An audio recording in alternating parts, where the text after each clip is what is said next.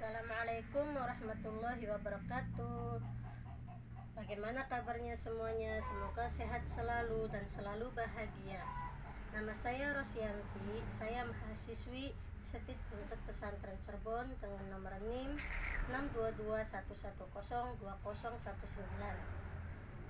Saya akan mempresentasikan tugas dari Bapak dosen Bapak Ahmad Faiz Hamka, SHI MPD,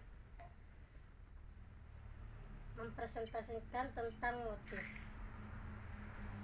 Pertama-tama, saya panjatkan puja dan puji syukur atas kehadirat Allah Subhanahu wa Ta'ala yang telah memberikan rahmat nikmat kepada saya sehingga saya dapat mempresentasikan tugas ini.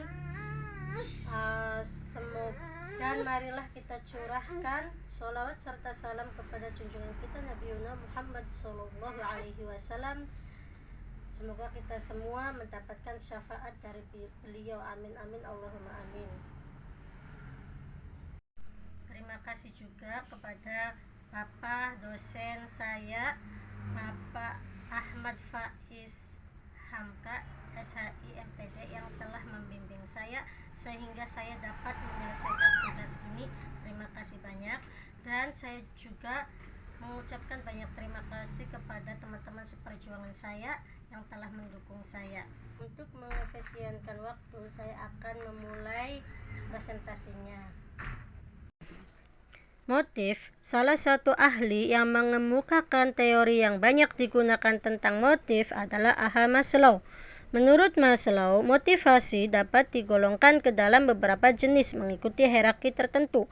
Insentif. Hal yang erat hubungannya dengan motif adalah insentif, kondisi atau situasi di luar diri individu yang dapat meningkatkan atau menghambat suatu motif. Insentif ini penting sekali, artinya dalam dunia pendidikan dan dunia usaha, tujuannya untuk merangsang atau menghambat motif-motif tertentu pada orang yang dibina, dididik, atau dilatihnya. Fungsi insentif.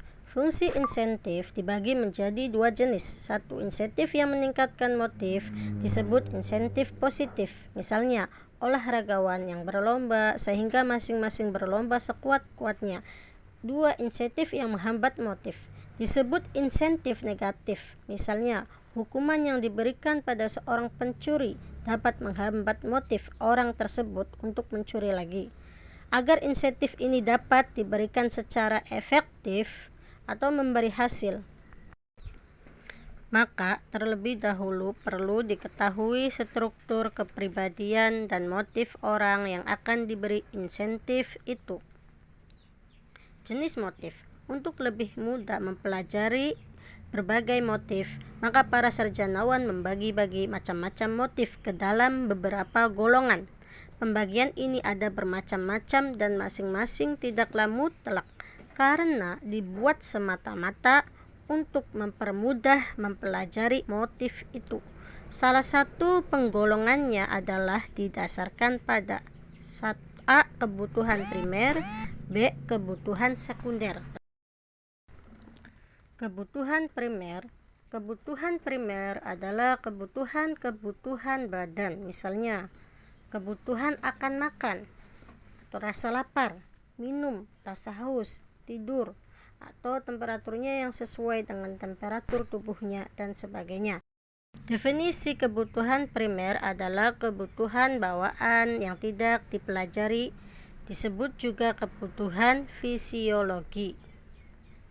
Kebutuhan sekunder. Kebutuhan sekunder adalah kebutuhan sosial, misalnya kebutuhan akan rasa aman, kebutuhan diberikan kasih sayang dari orang lain, penghargaan, harga diri, dan sebagainya.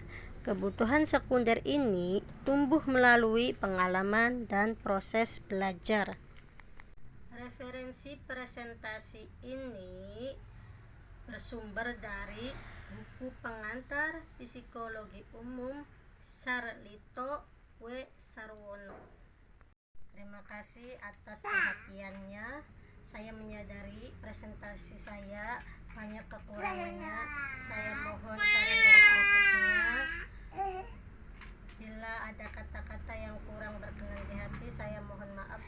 besar-besarannya. Billahi taufiq wal hidayah. Wassalamualaikum warahmatullahi wabarakatuh.